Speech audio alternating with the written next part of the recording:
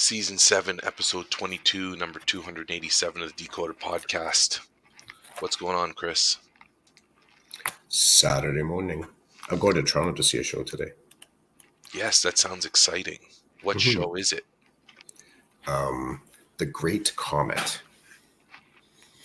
It's a musical based on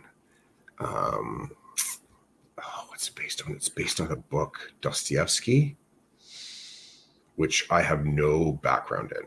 Like none. I got no clue. What is it about? Musical. Yeah, well, part of it is it was recommended to us. Yeah, so it's called Natasha, Pierre, and the Great Comet of 1812. Seeing if I can find what the actual description for this is, because it's kind of out there.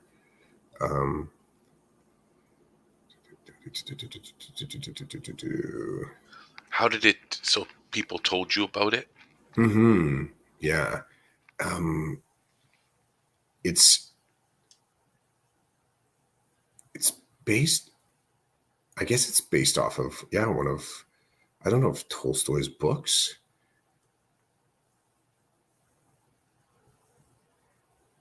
Yeah, I think it's based off of one of Tolstoy's books. Love story does have to do with a comet sort of coming through. It's a modernized version of it, but this was a moment where Karen and I are like, do you want to go see a show? Like, let's go see a show. And then we have the Saturday off. Let's see what's available. And this one was available. I had actually said, there's another one that the same theater company is putting on. I think it's called Dana H or Hannah H. And I think it's a one-person show about an abducted woman. And Karen's like, I don't know. I'm like, okay. And then so I think it was maybe Karen that said, what about this one? I'm like, okay, let's go do it. And she's like, what's it about? And I'm like, let's just go see it. Let's do it as a date. Let's go do it. So that's what, looking forward to that day. So it's in Toronto. Yeah. What's kind of cool about it is that it's in the East End of Toronto. Yeah, it's in the East End of Toronto, so when we used to live in Toronto, Karen and I, we were in the East End in the beach. And this is kind of northeast of there. So it's just north of where we were living. And that's a really cool space, like Dundas East, Dundas and Pape, and even Gerrard and Pape. It's a really cool part of town. So I like the fact that we're kind of getting back there. So the play itself, like, I think it's War and Peace that it's based off of, like a part of War and Peace, which I don't know that book. I've never read War and Peace. So, and it's considered to be what do they call the style? It's a musical, but it's opera pop or opera electric pop. So it's kind of got, I'm imagining opera-like skills in the singers, but contemporary sounding music. Like, I think there's some sort of rap styling mixed into this. I think there's like pop music mixed into it. So, and it's a love story. All of that. Well, I wish you well. I hope you guys have fun. Yeah, I'm sure. It's nice to just be out with your partner, so that's cool. Definitely. When you and I have been talking this week, and I can't remember what you said exactly, but you said there was something that you want to talk about on the podcast. Does that ring a bell? Probably not, because we do that. We go back and forth. We're like, let's talk about this on the podcast. Then we get to the podcast, and it's like, I think something to do with work. And you're like, I'm going to bring this up on the podcast. Does that help? Yeah, I think part of that might have been this idea of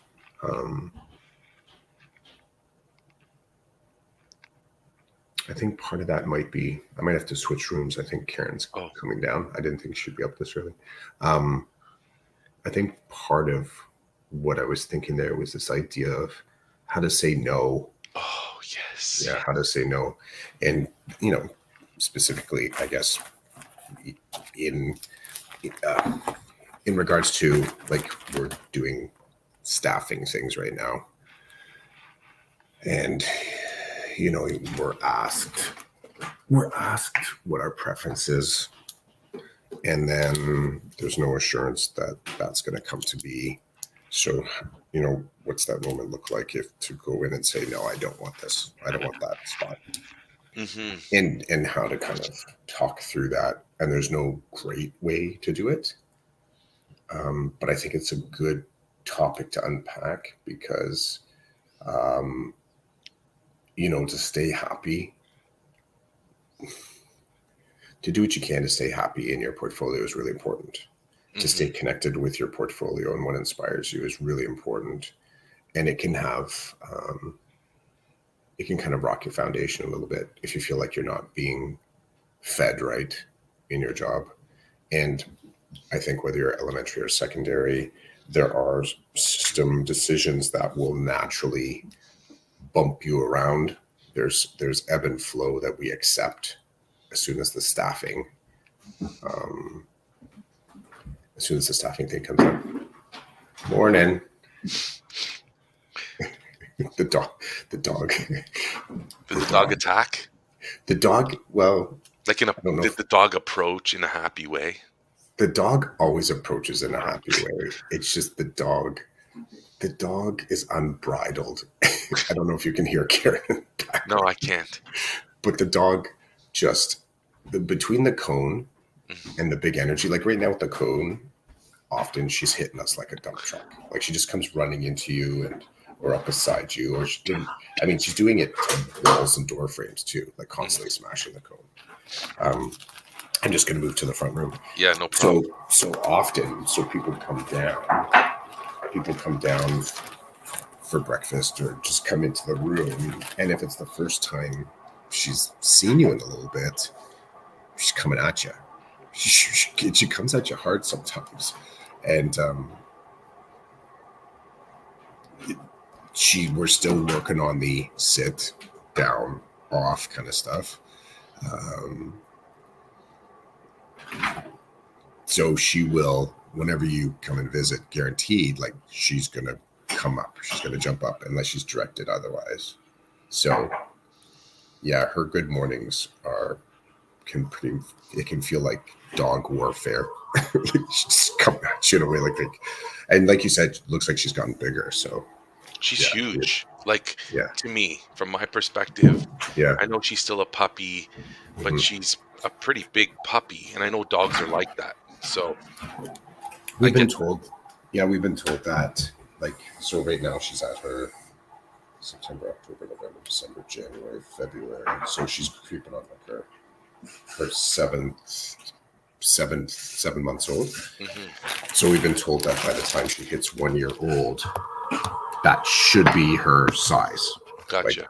It should be. But you're right. She's suddenly she's big just because she seems naturally big. But yeah, when you think of to sort of call a dog that size a puppy, it's a little misleading, I guess, a little bit. When I go to Newmarket for a food palooza, is she coming with us? As in, will she come for the ride? Yeah, society has become dog friendly, so we could probably go places, get food, go outside. Yeah. Well, the nice thing about summertime too is that, I mean, you have the outdoors accessible to you. So yeah, she could come with. At least to get ice cream at the tail end. Yeah, exactly. She would love all those people, wouldn't she? She would very much, almost like to a fault. She would love those people for sure. Back to what I was just kind of playing with, that idea of having a say, is that it can feel. I thought I had a power cord down here. What did I do with it? Oh, I found it. Staffing's tricky. Staffing is really tricky. I think part of what has been my, I guess in some ways, saving grace over the last few years is that I'm prepared. And I don't know if I was like this in the beginning, but I'm definitely like this now. Like if there's a position that I want to remain in alignment with, I will transfer. Hmm. Like I've sort of come to accept. And it's funny. It's funny how like when I was a younger teacher, it almost seemed like I stumbled upon this aha moment listening to people. And I stumbled about it through a kind of a back door. So people complaining about teaching, openly complaining, not happy with what they're doing. Power cord. There we go. Not happy with what they're doing. And then I would mention to them, like, well, trying to, and I think this was before I kind of had the fluency of the agency that I have now. So before I had any of that fluency, long before stoicism, long before sort of like self-efficacy and any of the, the tools, stats, all that kind of stuff, I think the restaurant business really grew a sense of agency in me.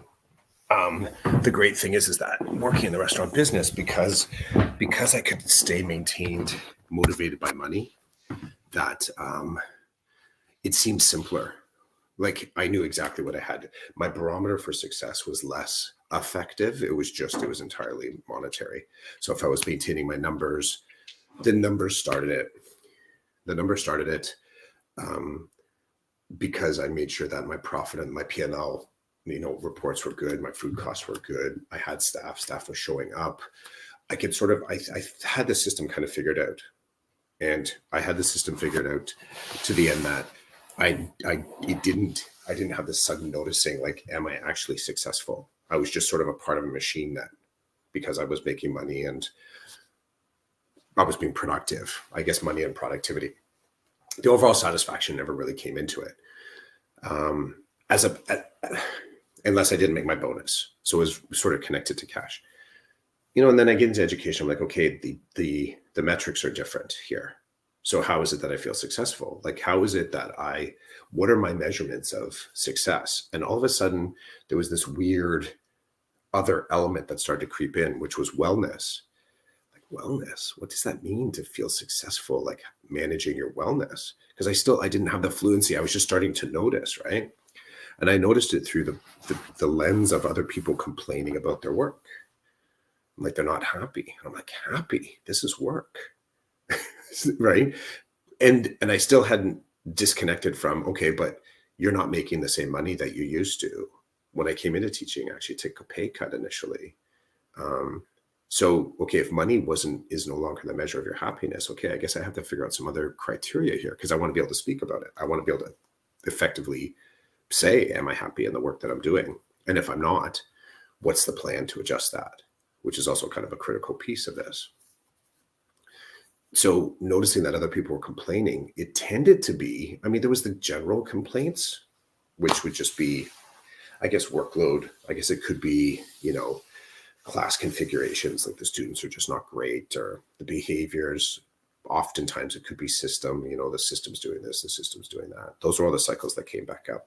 But the one that kind of struck me the deepest was this sort of sense of, like, a deeper sense of unhappiness, especially around staffing time, that you may not love wholeheartedly the portfolio you're in, but you definitely don't want that portfolio. And this kind of, in a lot of ways, comes down to what your teachables are.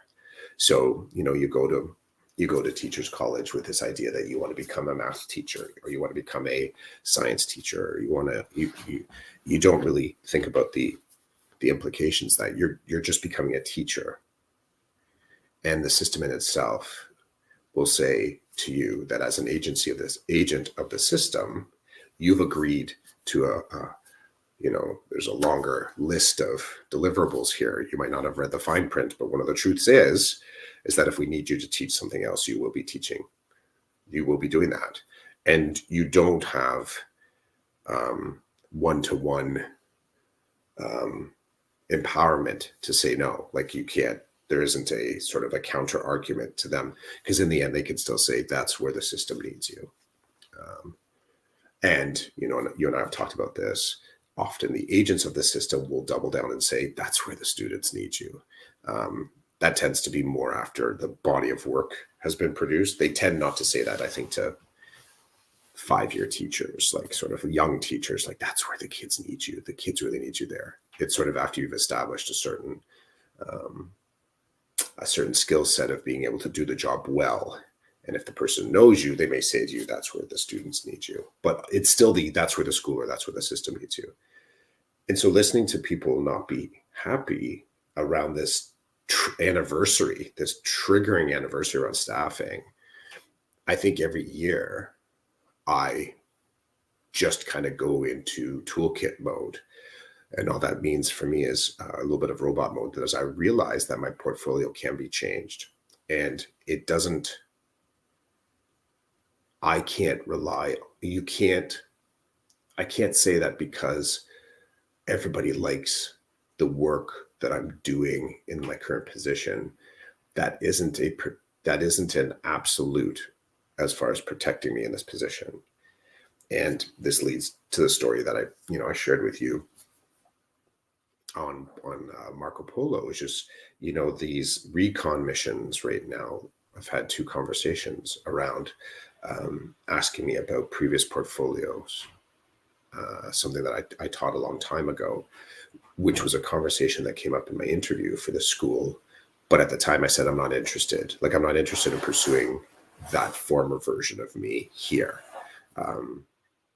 And me having a follow-up conversation around, well, if it does go there, then I'm not prepared to give up my free time to do elements of it that I gave away for free before. So the portfolio that came back into question was going back and teaching hospitality. And one of the elements of teaching hospitality or culinary is that you have to have groceries, like you have to have the food. Now, what that means is having to go grocery shopping on your own time. Now, one of the arguments would be, well, you can go on your prep, but it doesn't fit. It just does not, it doesn't fit in the prep period, because sometimes you have program design to do there. Sometimes you have meetings, sometimes you have an on-call, right? So the only way, like, for example, you can, in our system, you can book off your prep time in order to go do stuff, which I have done that as well. One of the truths about that, though, one of the truths about booking off your prep time is that at some point you still have to do duties. Like, you still have to do on-calls. So I can only book off so much time. I can't book it off every single time. So what that means is that there's a natural valve that has to be put on, or like a proviso on there. Like, you have to be prepared to go grocery shopping on the weekend, after school, before school, and on your lunch. So on my time. And someone could push back and say, well, but all jobs do that. I'm like, okay, well, I'm only going to be worried about my job. That's all I can work on. And I'm going to say flat out, I don't want that. And if you present it to me, I'm going to tell you I don't want that. And I'm going to tell you what I'm not going to do. And then I'm going to wait and see what the response to that is. I'm not going to be giving that away for free anymore. And my example is hyper-specific. Teaching culinary, I don't want to go grocery shopping. Not in a systematized way where the school or the system gets what they need and I don't. That's the part of this kind of conversation that I'm no longer turning a blind eye to. I'm actively engaging that conversation. I'm asserting what my needs are, and I'm sort of making sure that those conversations are not wasted moments. I think before I wouldn't have even noticed that there was an opportunity there to clearly say my needs. Now I clearly see it, and I am prepared to,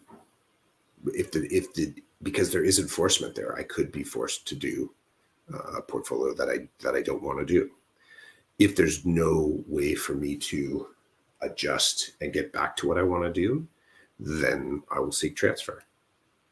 I mean, it's kind of that plain. My happiness is that important to me. My job satisfaction is that important to me. I'm the energy that it would take to try and find that transfer is still less than the energy it would take to maintain my composure in that portfolio. And that's something I've kind of um, late in this career come to understand, that the training to sort of get away from something, even though it can be a burden and frustrating and tiring, seeking interviews, trying to figure out watching the transfer list, all that kind of extra work, that type of stress is more valuable to me than existing in a portfolio that doesn't keep me satisfied or happy. So I think that's the staffing season conversation. And I'm imagining that many people are in that. They're in that or approaching that mode right now. I don't know where your board is at, but my board right now is definitely looking at the staffing cycle for next year. We're buried in it. We are coming up on that. I know that this week, right before Easter, we're supposed to be receiving an email from Human Resources about the transfer process. So my understanding is that this week they'll release the transfer document, and I'm told that there have been changes made to it. So anybody who's in a position or interested in movement should read it over, and that there's going to be a joint presentation by Human Resources and the union on this process. So yeah, so they'll release that document this week, and then in that document it'll give us timelines of when the postings come out and how to kind of work through all of that. Um, it's funny that, well, it's not funny, but as you're talking about, how much say you have over the situation you're in, the teaching placement you get, you and I talked about this business of, um, you and I, we seem to have landed on a common space right now where I'm certainly going to be looking at the transfer process seriously, and you may, depending on um, what information you're given about what you're expected to teach next year. And it was funny how you and I said talking about transferring is not a threat. It's a Mm-mm. simple fact that we don't like what we don't like where people want to place us for whatever reason. And so we do what we can within our control to find something that we are interested in. And I think there's nothing wrong with that. Over the years, I've heard different opinions about transferring and this and that. And it's like, if I'm not happy, I'm gonna try to leave. Mm-hmm. And I remember 2 schools ago, um, I transferred to a school to teach grade 4. So the first year I was there, I taught grade 4. And then the next year I was there, it turned into a grade 4-5. And the next year I was there, it turned into a grade 4-5. And then um, in the fourth year, the principal said to me, I've assigned you to a grade 5-6. And I was devastated. And so I went to talk to her and I said, I don't want to teach grade 5 and 6. Number one, I came here because of the early junior grades, which was interesting to me. And then number two, this means I will have kids in my class that now I will have taught them 3 years in a row. I said, that's not good for me, and that's not good for them. And they were like, what do you mean that's not good for them? I'm like, to have the same teacher 3 years in a row, whether they like me or not, that's horrible. Like, there's bonuses, right? Like, they get to know you, they know how you operate, you know how they operate. But 3 years in a row? So I said, I'm interested in primary.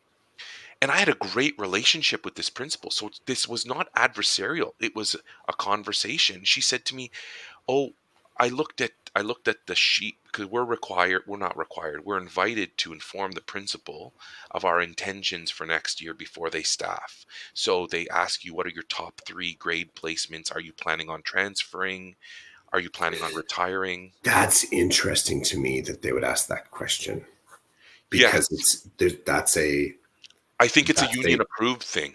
So I think it doesn't I'm matter. just I just yeah, I think to myself, like, why would you ever give that information away?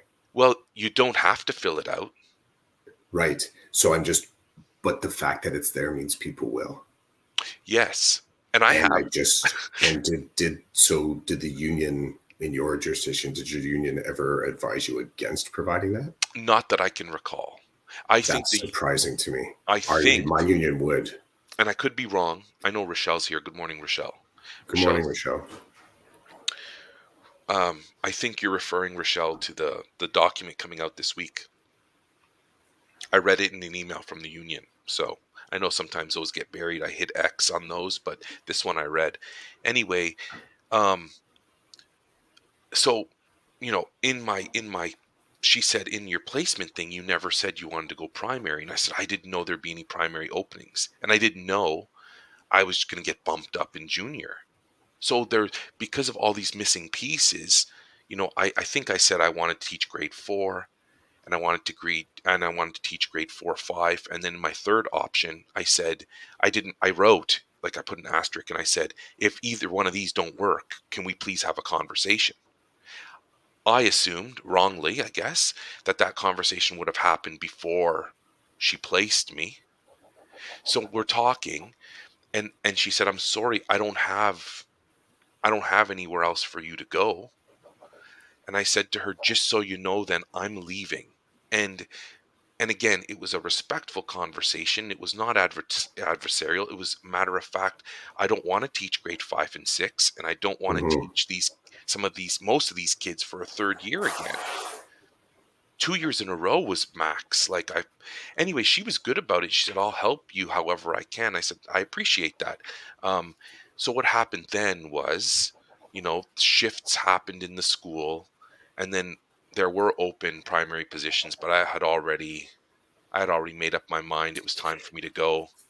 It's Um, really difficult to know as a young teacher, and even sometimes even as a veteran teacher, what's actually stable in that conversation. One of the one of the best kind of I don't want to call it a statement, a tool that I encountered a while back was, and I use this in a lot of different ways. Um, when I want because I've transferred to different schools frequently, one of the things that comes up often is I'll be asked, like, what is it that you want to teach? So just like coming in as the new teacher is like, what are you interested in teaching? So this is the informal conversation, not where it's an actual Google form from admin. And I've learned to ask, well, what's on the list? And they're like, what do you mean? I'm like, well, I'm not going to give you my wish list. That's not how this works. What you're going to do is you're going to tell me what's on the list, what's possible from your perspective. And on 2 occasions, bud, the person I was talking to, they're like, I don't know what's on the list. And I'm like, okay, so I'm not sure why I would provide that to you then. Like, why am I expressing to you what my wish list is if you're just going to pass that along to somebody else, which I get it, that happens in our system. But the fact of it is had I given the wish list, that would have really narrowed my options. Because let's say the one thing that I asked for is there. That's cool. Good. I get what I asked for. But what about opportunity? What about change? What about these other things? And like you were saying, you didn't even know to ask for that other thing. Like you weren't aware of what was on that invisible list. Or is there nothing on that invisible list? I found out after that people had already gone to her a month prior to express their interest in different Of grades. course. So Of I'm like, course. holy cow, this is incredible that people were scoping positions a month earlier and then got Yep. those positions. And I'm standing there like, did I not follow the process and procedure here? And the Yep. answer is, yeah, you did. Okay. So Again, what's stable? Where are you in the process? How early do you have to start cloud seeding to sort of say you're interested? Like it's all so vague in a lot of ways and unreliable. It is unreliable because ultimately there's decisions that will be made in staffing meetings that are based on the needs of the school. From my experience, I did. I was a part of staffing as a part of OSSTF. I was a part of it for 3 years, and the union has influence but doesn't have final say. Depending on the composition of the staffing committee, you have narrow, like ideally, you have the guidance head as a part of the staffing committee, and then often it was sort of the spec ed head. Like it was, you had these sort of like big portfolio individuals in positions of responsibility. And then there would be the union president or the branch president, which would be me or whoever else was in at the position that year. And then you'd have admin. Ultimately, we had influence, and that's it. That's it. One of the more interesting, and so me, because I wasn't as much the numbers guy, I was the culture guy. I would be constantly asking the question around, okay, that's cool that you're cutting these sections, or that's interesting that you want to put this teacher in that. I said, how will that fundamentally change the culture of the school? And this decision moving forward 5 years from now, how will that be seen? What will the impact be? And often, because of the timelines, like you have a really difficult time anchoring yourself in that conversation because the timelines are so tight. You have to make decisions, like from the point that you start to get your surveys from your staff to the point where the board puts down the number of sections, the projected sections, to now having to figure out sections in your school. Like all of that is like it's almost like whatever they give. Like I guess in some ways, like 4 months is enough, 5 months isn't enough. It's amazing how complicated it is. 100%. It's way more complicated in secondary, in my opinion, than it is in elementary. Hmm. Um, Rochelle says in her position, her and her teaching partner state that keeping the same teaching partner is more important than grade level, Mm-hmm. which is it's interesting to me. In my career, I've had I've been in a situation where I've had two teaching partners that I thought were all-star, amazing. I would bow to them.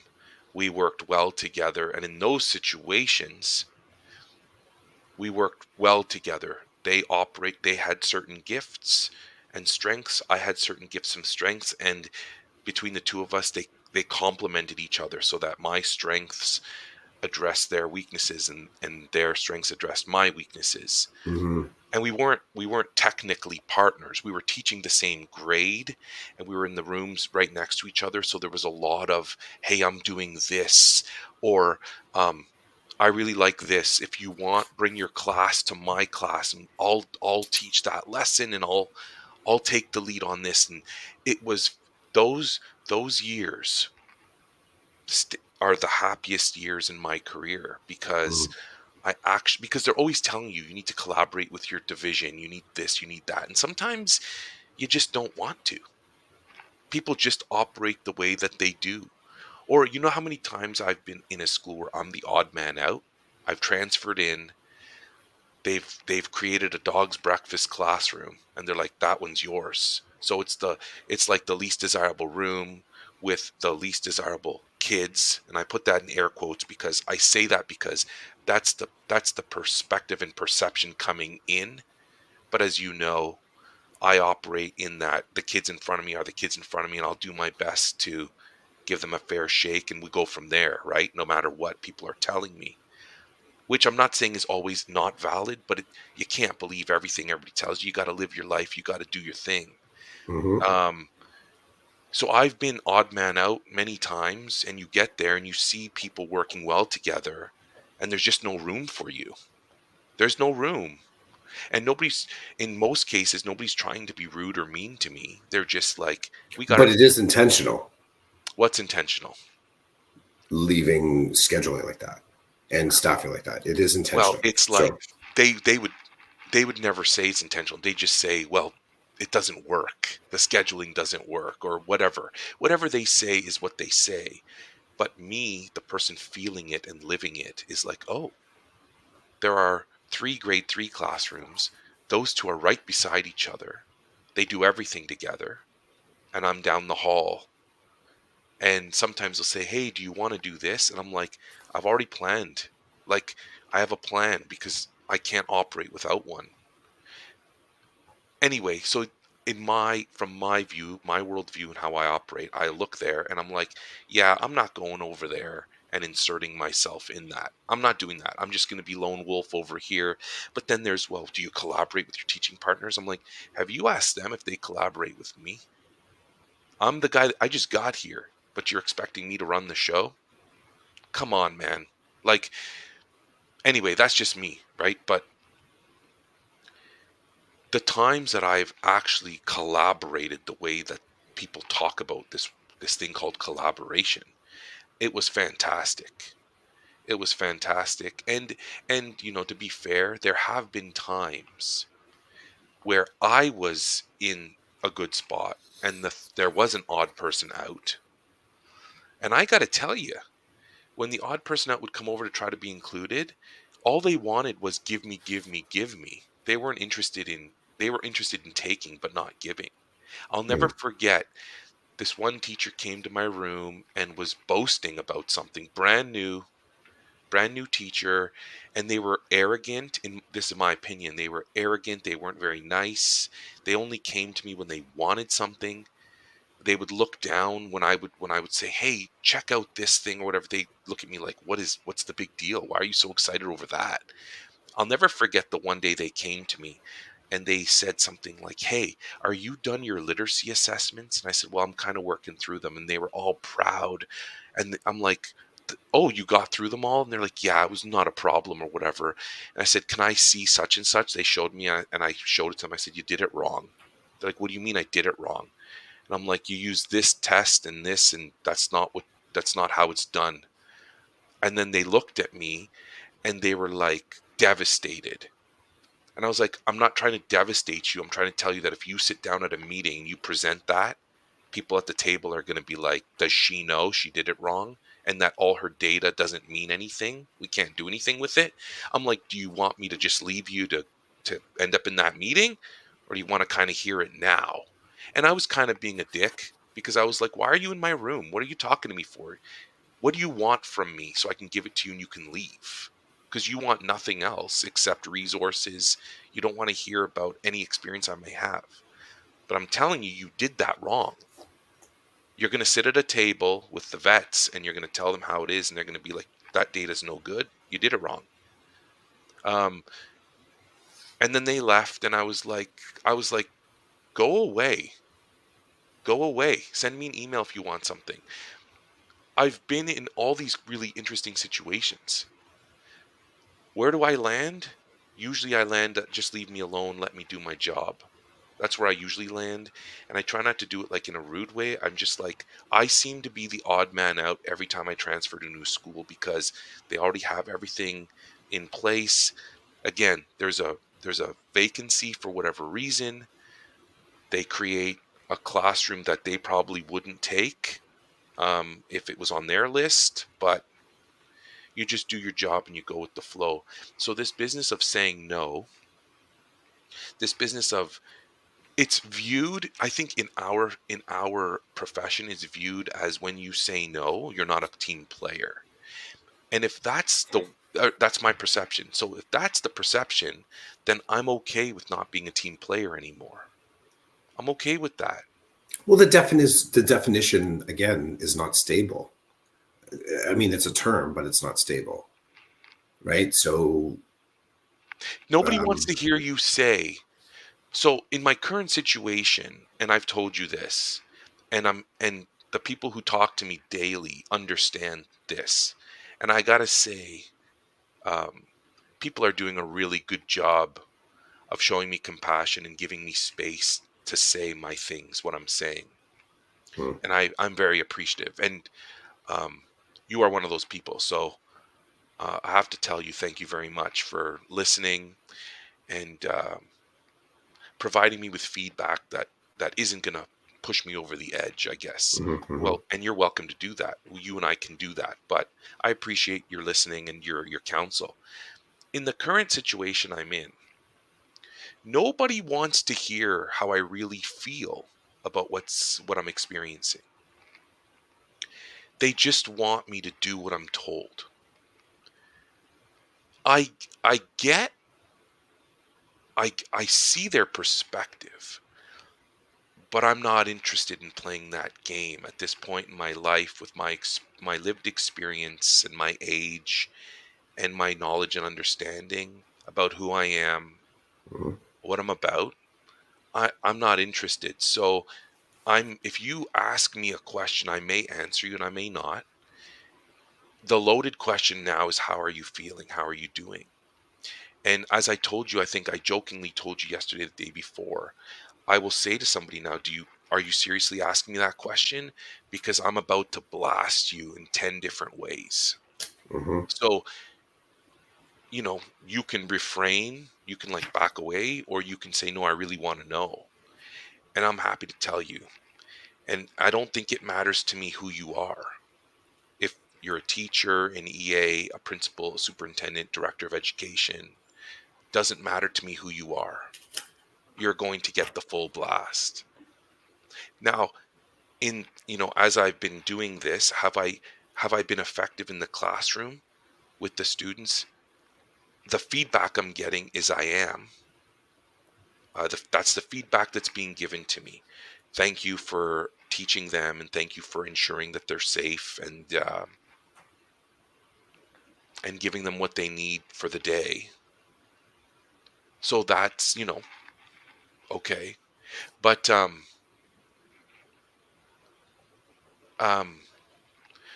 there's going to be a lot of no's coming from me, and it's okay if people don't like it.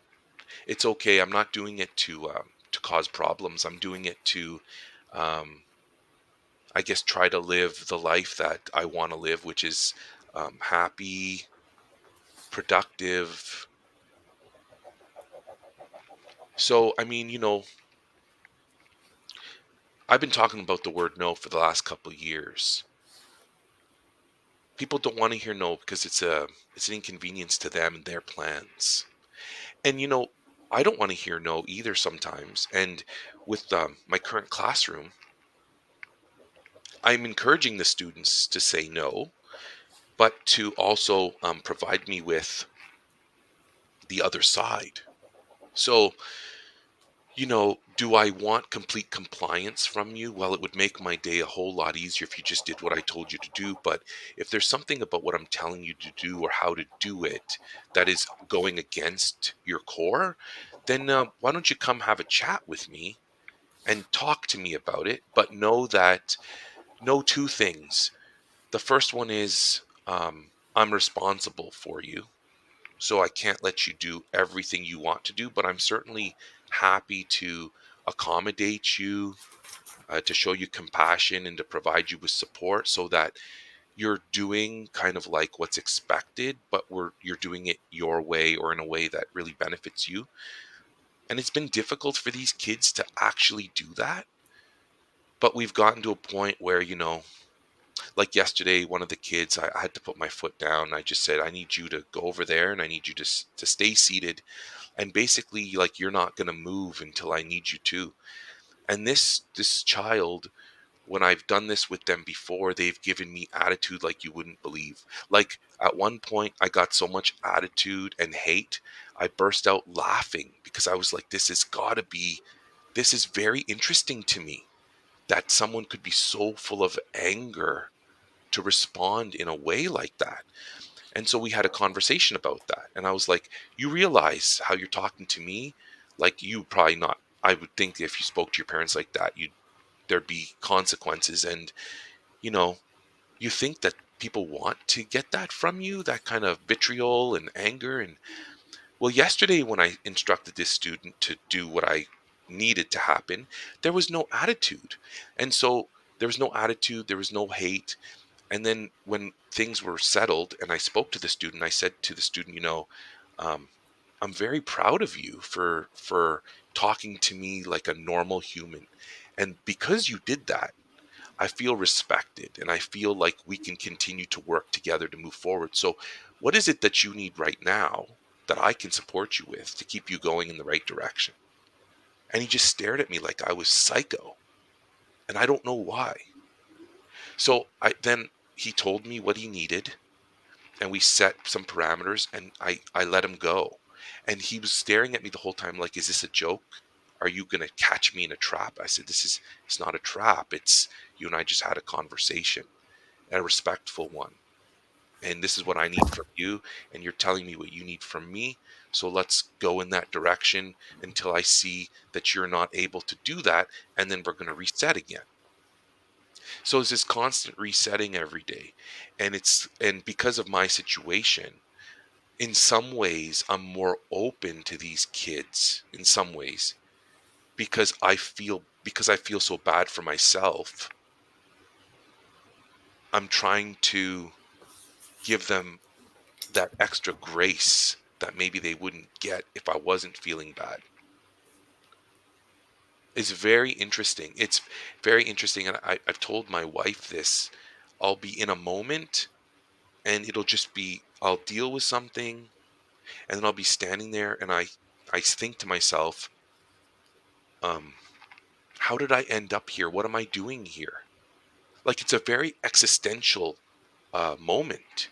Just imagine it's like I'm standing in a room and all of a sudden things around me are just happening, like people are doing their thing.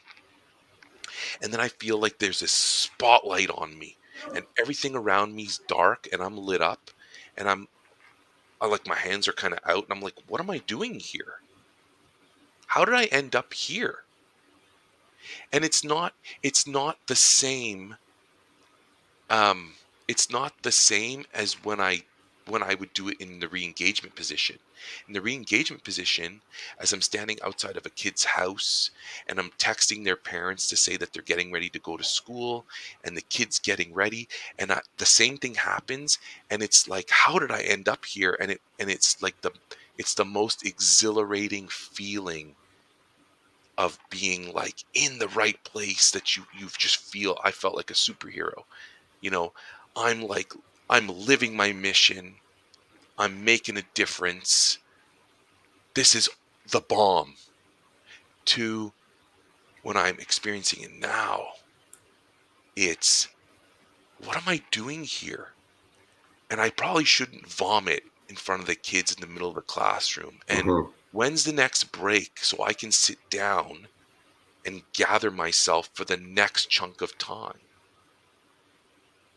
It's very interesting that it's the same spotlight, but it's a different experience and it's just not happy. So it's I'm volatile, but I still have this little piece of me, this little piece that I can tap into to be caring and compassionate. I don't know how else to explain it. It's a weird feeling. Hmm. I feel like it's existential. Like Mhm. it's yeah. I'll So come back to like the word just no.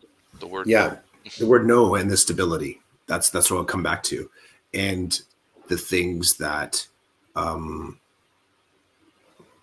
the things that uh, come along with learning while destabilized. We would see, we talk about this from different perspectives as far as mistake making or bravery or resilience. There's a lot of words that kind of flow through this moment. I think in order to get any of those meta tags on this moment is you really have to get to some sort of sense of safety in some way, like something that feels safe, something that feels reliable, something that feels like you can start to, if you have to, rewrite what it is you do and what it is you know about yourself. There's an identity question that comes out of this. in some people's case, like in your particular case, like there's previous lived experience of like, I know, like, this isn't me suspecting it. This isn't me saying I want what I want. This isn't me saying this is not the place for me. And in order for that message to kind of code switch, because it has to code switch into something that is system jargon. Because without the code switch to system jargon, sitting at the staff meetings when someone would come and say, yeah, you know what, I was talking to this particular individual and they said they do not want, they're not confident or capable to sort of do that particular portfolio, whatever the qualitative expression was. Because again, spec ed might be their guidance, might be there. Me as the branch manager, I'd be giving sort of color commentary as well, right? The shape of things doesn't have space in those discussions. There'll be the conversation afterwards is, how will I support you through this transition? So the presumption that you are moving whether you want to or not. But we don't have access to the conversation prior to that. Those are sometimes we're waiting for the puff of smoke to come up from the chimney for the decision that was made. We have no access. So that has a huge destabilizing effect. I think it also creates distrust. And in general, that's a bad thing for education, right? It's a very bad thing for education. If the humans even if it doesn't, the system would say it's not intentional, but humans are being impacted and humans are emotional beings. So it just strikes me what type of work needs to be done. And I mean that in an open question. What is the type of work that needs to be done to actually lose this idea of onboarding people, lose this idea of, I'm going to support you through this, lose this idea that change is presumptive, and instead get enough of the information out there so that when change does happen, it's there isn't the questions of, why is this happening to me? You are more aware of how this could have happened to you. Whether or not you want to accept it is the work that you, like, the difference between the work that we need to do as individuals and the work that the system needs to do to help us as individuals. I think the burden is on us to support the system, which doesn't strike me as the right metric. I think the system has to be the one to support the humans that are doing it. Otherwise, do it all on computer. Like, do all virtual digital AI courses. If you want to have the humans in this human system, then you have to do things to make sure that those humans are able to remain human. Like, it seems fairly straightforward to me. It seems to be. I don't know if it's going to happen in our career time. I'm going to just shift back to Rochelle. She says that we share two classes, so we have to work together closely. I get that. But it's good that I'm assuming you two get along as humans. Makes it a lot easier. As Chris is talking about trust, makes it a lot easier when you can trust the other person. I know once when I worked closely with another colleague, they did something to break my trust. And even worse, they did something that broke my trust, that they were trying to appear as something they were not to the higher ups because they thought that it would benefit them.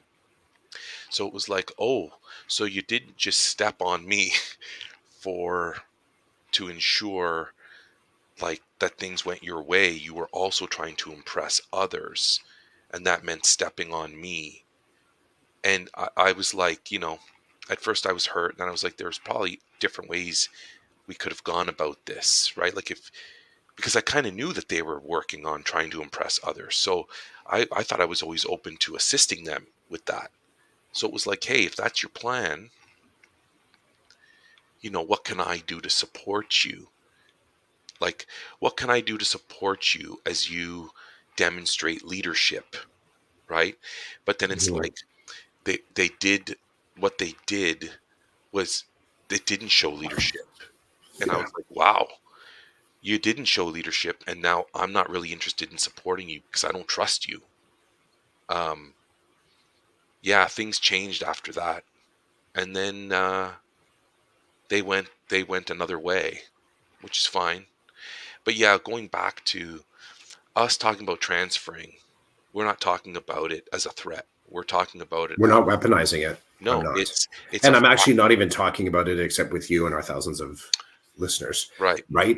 It never enters the conversation. I think that there would have been a time where I would have said, somewhere in a conversation in almost like a punitive fashion, but maybe I would have thought I've just been transparent. Well, then I'm going to be looking at the transfer list. Like that comes off my tongue so easily that I have probably said that. I think what I've learned is that that's protected information. I just do it. I'm just going to do it. Like I don't have to. It's not anything that I have to gain permission for, nor do I need to, you know, put that up front. It's just not useful for me. It's not useful in the conversation. And it is so much better when you can say to your principal or in your, I don't know what your secondary vice, I don't know if you talk to anybody, but when I sit Mhm. down with my principal to talk about a different grade or whatever, and there's a mutual respect, and you can say to them, like when I said to this principal, then I have to go. I don't want to stay here. And like I remember saying, like, I like the people, I think we work well together, and I think I you could say the same for me as one of your teachers. And she said, yeah, for Mhm. sure, I don't want you to go anywhere, but I'm like, but I don't want to do what you're telling me is coming up. And she's like, I totally understand that. I was like, okay, then I'm going to start looking. And I said, will you help? And she said, yeah, for sure, I'll support you. um, so that was it was the best that it could be, when you Mhm. when because sometimes you need that principal support. I've seen it both ways. Mhm. Sometimes your principal supporting you helps you get out and go to where you want to be, and sometimes they sandbag you, which is hilarious because you tell them, if I remain here, I'm not going to be useful. And but then when somebody calls them to say, hey, so and so applied to my school, what do you think? And you don't help, then I guess you're okay with that person staying and not being useful, I Mhm. guess. Like, who are you punishing then? If that's your goal, what are you doing? This business about let's do what's best for kids, sometimes that's bullshit, because I see stuff that's not good for kids, but other people think it is, but they contradict themselves when they say it. Because then if I can pick it apart easily, then that means anybody can pick it apart easily. um, Good for kids. I love that line. Well, the government uses it against us whenever we want Yeah, contract stuff, right? They're like, it is this true. is going to be bad for kids. Really? To It's upset like, your whole teaching force? That's not going yeah, to be bad for kids? and it is the weaponizing, some of the language and weaponizing it in a way that's sometimes comical because there's no actual, there's no power to it, right? There isn't. Like if I were to say in a conversation, well, I'm going to have to transfer, like I guess in saying that, part of me would be expecting like it's a little kid thing. Like I'm going to tell my mom.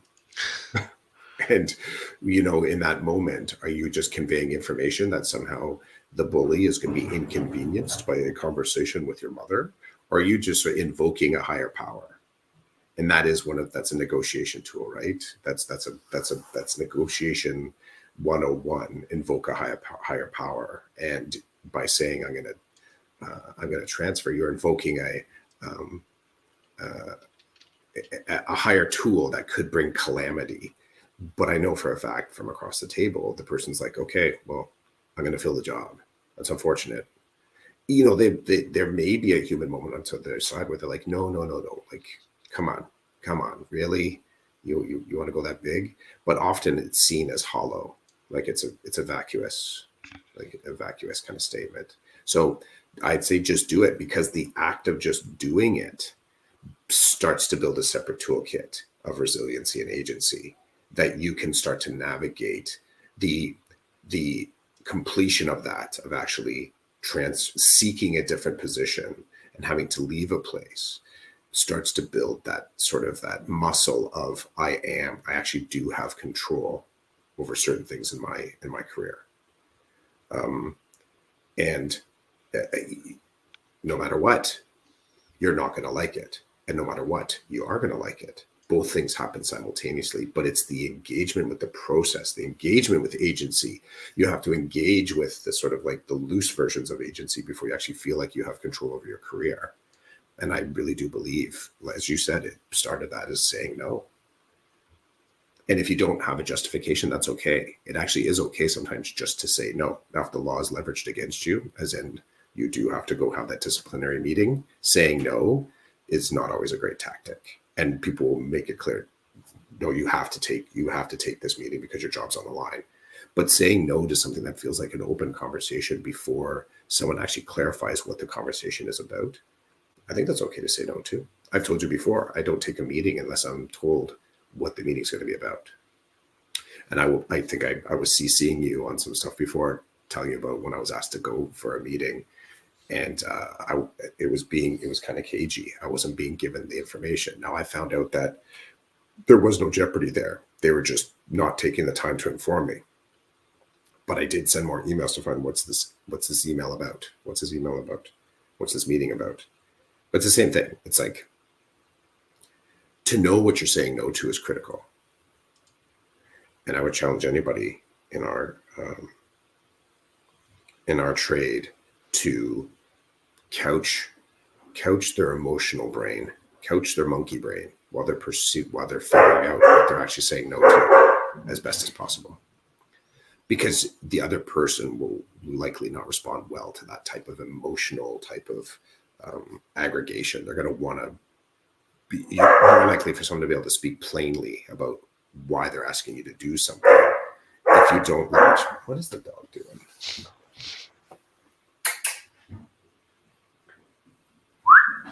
Easy. Seriously. Can you chill? It's funny because I have the gate up just beside the room here because the cats that are the dog ran off. Can you hear that? I heard that. I imagined your dog as the dog version of Kramer entering into Jerry's room. Yeah.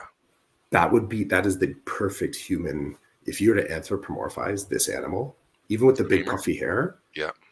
big puffy hair, the way they come in a room, it's exactly like Kramer. There you go. All right. Did you draw anything today, Chris? Oh, interesting. I see 2 arrows. Well, 4 arrows. This is interesting. Do you want to tell us about it or no? It's good. No, it's good. Okay. It had something to do with the transfer process. I started to just kind of scribble arrows and compass, direction. I appreciate the laugh. There's Kramer again. There's Kramer. What she sometimes sees now, she's starting to notice stuff in the backyard. Oh, okay. Or someone's playing with her. But I don't know if anyone's actually... I think she's barking at something in the backyard. We got a lot of rabbits. There's a lot of rabbits and squirrels. Yeah. So there's something going on because that's new behavior. She doesn't usually go on that far. So she's chatting with the things that are outside. Or trying to. Dog mail. Okay, dude. Thanks. Thanks for your time. I needed this. It's always good to connect with you. I'm glad we could do it. Yeah, you're welcome. And thank you to you. Thanks to Rochelle for checking in. Yeah, Rochelle, thanks for checking in, letting us know about your teaching partner. Mm-hmm. And I get where you're coming from that on Rochelle. I like your sort of like rationale there that the human is more important than the course. I like that. I think that's a great mindset to keep. Absolutely. Yeah, I think that's a great mindset. I think it's also a good reminder to the system of how we connect as educators and as staff, that the people are important. I like it to a certain extent. I see the danger in it. But sometimes sometimes it depends on a lot of things. Of course. But if Rochelle and I are good teaching partners and we're teaching grade 2, and then all of a sudden the principal says, you know what? I need you guys in a grade 4 now. Mm-hmm. I'm like, oh shoot, like maybe I can stomach that because Rochelle's maybe feels the same way, or is like, hey, we'll get through this together. Like, that's cool, but it could be that Rochelle's like, I'm so excited for this change. And I'm like, I'm not, and I don't want to do this. And this is the importance of agency and being able to say no. This is a perfect example. And the fact that if you can be clear with yourself about what you're saying no to, then I do feel you can sort of bring people to understanding. And a teaching partner, I would hope that if the relationship is rich enough and connected enough, if they said, the two of us were being asked to move to a different grade, I would hope in the relationship that the person that's not cool with that would be able to say, I don't think I want that. So good stuff. Thanks again for your time. Yeah, thank you, dude. Michelle's wishing us a good Long weekend. Same to you, Michelle, and all our other listeners. I can't wait to hear how loud that dog barking is actually in the audio. I might just check out. I rarely check our episodes, but I want to check it. I should be muting my mic. You're just going to check in the last 5 minutes. Up until then, she was fine. I know. Okay, this was Season 7, Episode 22, number 287 of the Decoded Podcast. Peace. Peace, man.